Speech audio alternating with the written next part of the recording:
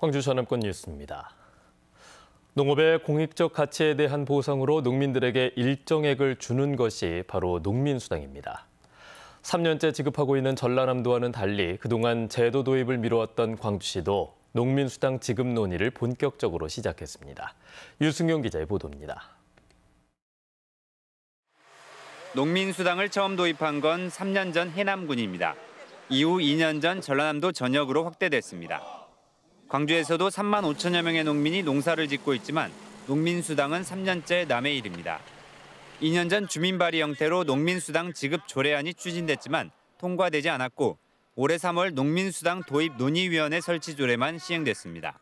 또랑 하나를 사이에 두고 어떤 사람은 전라남도에 주소를 두고 있다는 이유로 농민수당을 받고 이게 3년 됐거든요.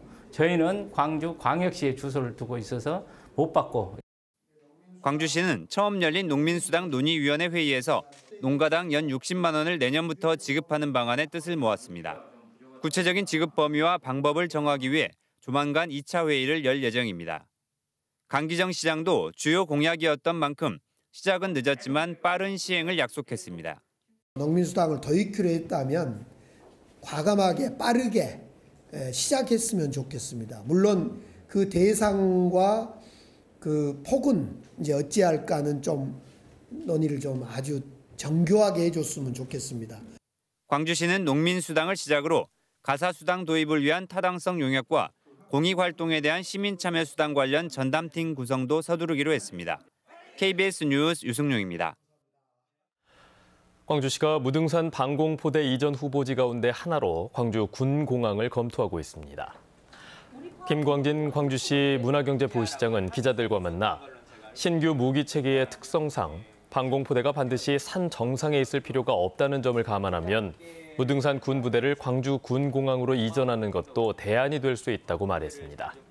김 부시장은 또 주민 수용성이 이루어진다면 국방부도 동의할 것으로 생각한다며 방공포대를 먼저 옮긴 뒤에 광주 군공항 이전은 절차대로 추진할 수 있다고 설명했습니다.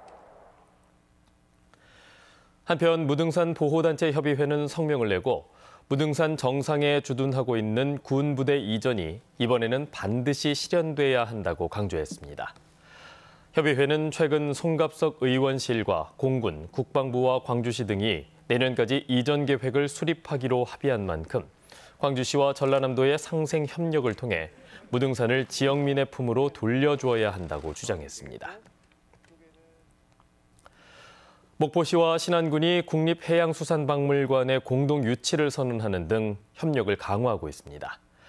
민선 8기 초반부터 시작된 무안반도 통합 논의의 분위기가 빠르게 달궈지고 있습니다. 박지성 기자의 보도입니다. 목포시와 신안군에 이어 두 지역 의회도 국립해양수산박물관 공동 유치를 위해 손을 잡았습니다.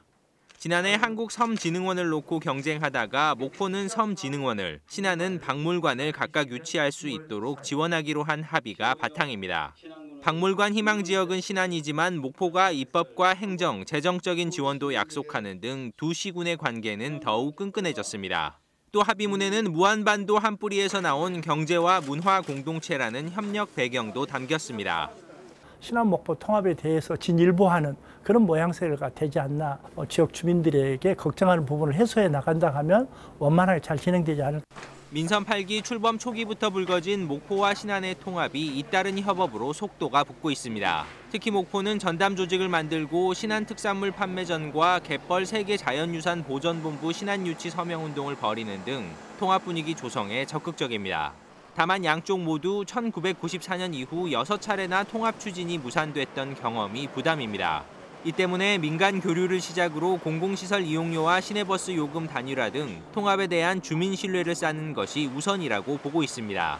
정치권의 로드맵에 맞추는 그런 통합보다는 주민들이 원하고 지역민들이 바라는 그러한 통합이 이루어져야 되기 때문에 민간 중심의 통합을 추진하겠다. 두 시군은 내년 초 통합 효과를 분석하는 공동 용역을 하는 등 통합 추진 절차를 본궤도에 올릴 예정입니다. KBS 뉴스 박지성입니다. 어제 오전 7시쯤 광주시 풍암동의 편도 2차선 도로에서 60대 여성 A씨가 운전하던 1톤 화물 차량이 지하철 공사장 가드레일을 들이받았습니다. 이 사고로 운전자 A씨가 크게 다쳐 인근 병원으로 옮겨져 치료를 받고 있습니다. 경찰은 빗길을 달리던 화물차가 지하철 공사장 철판 위에서 미끄러진 것으로 추정하고 정확한 사고 경위를 조사하고 있습니다. 광주 광산경찰서는 그제 광주의 한 여고생이 자신의 집에서 숨진 채 발견됐다는 신고를 받고 숨진 여고생이 작성한 것으로 보이는 학교 생활 관련 메모를 확보해 사망 사건과 학교 폭력 사건이 연관이 있는지를 확인하고 있습니다. 광주시 교육청은 숨진 여고생과 관련해 교육청 차원의 학교폭력심의위원회는 열리지 않았고 해당 학교가 위기관리위원회를 열어서 정신적 충격을 받은 학생들을 위한 심리적 안정 방안을 마련하고 있다고 밝혔습니다. 고 이건희 회장이 전국 박물관과 미술관에 기증했던 수집품을 만나볼 수 있는 지역순회 특별전이 광주에서는 처음으로 문을 열었습니다. 국보와 보물은 물론 한국 근현대 미술을 대표하는 화가들의 작품도 선보입니다. 김혜린 기자입니다. 과감한 붓질로 탄생한 거대한 돌산, 먹의 농담으로만 표현해낸 짙은 안개. 여름날 소나기가 갠 뒤 인왕산의 풍경을 그린 이 작품은 조선 후기 진경 산수화를 대표하는 걸작 겸재정선의 인왕 재색도입니다. 빨강과 파랑, 노랑 등 원색으로 빚어낸 자연의 풍경. 김환기와 함께 한국 추상미술의 선구자로 꼽히는 유영국 화백의 작품입니다. 고 이건희 회장이 평생 수집한 문화재와 미술품을 선보이는 지역순회 특별전이 광주에서 개막했습니다. 도자, 회화, 불교 공예품을 엄선하여 한국 전통미술의 진수를 느낄 수 있는 전시로 새롭게 선보입니다. 백자와 분청사기부터 조선 후기 풍속화를 개척한 김홍도의 작품까지 국보와 보물 등 국가 지정 문화재만 31점에 달하고 62점은 새롭게 공개되는 것들입니다. 광주 시립미술관에서도 전국 미술관에 기증됐던 이건희 컬렉션을 만나볼 수 있습니다. 이중섭부터 박수군, 김환기 등 한국 근현대 미술을 대표하는 작가 45명의 작품이 공개됩니다. 그동안 광주에서 볼 수 없었던 이건희 회장의 수집품들의 첫 지역 나들입니다. 모쪼록 오셔서 정선의 인왕재색도를 비롯한 총 16건의 국가 지정문화재를 비롯한 아름다운 미술품들을 감상하시면서 수집가의 취향과 또 안목을 느껴보실 수 있었으면 좋겠습니다. 이건희 컬렉션 특별전은 광주를 시작으로 오는 2024년까지 전국 10여 개 지역에서 개최됩니다. KBS 뉴스 김혜린입니다. 전라남도가 2차 전지 소재 분야의 생산 공장과 휴양시설 건립 등 2천억 원 상당의 투자 협약을 잇따라 체결했습니다. 전라남도와 주식회사 누마루는 무안 조금나루 일대 3만 9천여 제곱미터에 1,500억 원을 들여서 400실 규모의 풀빌라 등의 휴양시설을 2025년까지 건립하는 협약을 체결했습니다. 전라남도는 또 광양 세풍산단 항만 배후 부지에 연간 10,000톤 규모의 2차 전지 소재를 생산하는 공장 설립에 대한 투자 협약도 맺었습니다. 제74주기 여수 순천 11구 합동 추념식이 19일 오전 10시 광양 시민광장 일원에서 열립니다. 이번 합동 추념식은 여순특별법 시행 이후 처음으로 개최되는 행사입니다. 여수시와 순천시, 광양시 등 전남 지역 6개 시군 자치단체장과 여순 사건 유족 회장은 추념식에 대한 국가 지원을 확대하고 희생자와 유족의 명예 회복을 위해 노력해달라며 공동 명의의 건의문을 작성해 최근 대통령실과 국회에 전달했습니다. 목포시가 4급 이상 간부 공무원과 출자 출연 기관장 등과 함께 청렴결의 선포식을 개최했습니다. 참석자들은 이번 선포식에서 알선 청탁 근절과 부당 예산 집행 금지, 그리고 공직자의 공직윤리 준수 등을 담은 청렴결의 선언문을 선서했습니다. 목포시는 앞으로 전 직원을 대상으로 청렴교육 의무 이수제 등 반부패 청렴 종합시책을 추진해 청렴한 공직 풍토를 조성해 나갈 방침입니다. 노관규 순천시장은 경전선의 도심 통과 문제와 반년 앞으로 다가온 정원박람회의의 성공 개최에 모든 행정력을 집중하겠다고 밝혔습니다. 노 시장은 어제 순천시청 대회의실에서 열린 취임 100일 기자회견에서 경전선의 도심 통과 문제는 바늘 구멍만한 빛이 들고 있다며 우회 노선 등 계획 변경에 대한 기대감을 나타냈습니다.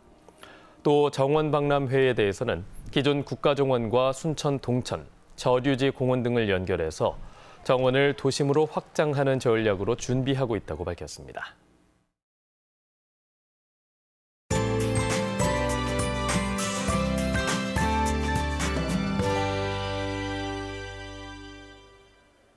늦더위가 물러가고 쌀쌀한 기온이 감돌고 있습니다. 어제 낮부터 북서쪽에서 찬 공기가 유입되고 있는데요. 오늘 최저 기온은 광주가 14.9도로 어제보다는 1, 2도가량 낮고요. 어제는 오후가 더 추웠던 터라 어제 이 시각과 비교해서는 7도가량이나 더 낮습니다.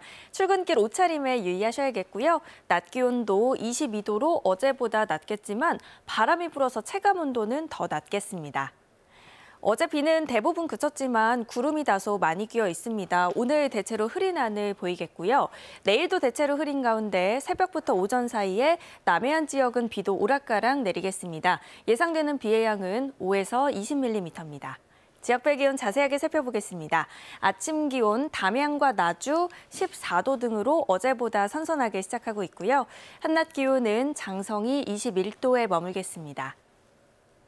여수의 낮 최고 기온 21도, 고흥과 보성 22도로 평년 기온을 1, 2도가량 밑돌겠습니다. 목포의 한낮 기온 20도, 완도 23도, 해남 22도가 예상됩니다. 신안을 비롯한 도서 지역은 18도에서 20도까지 오르겠습니다.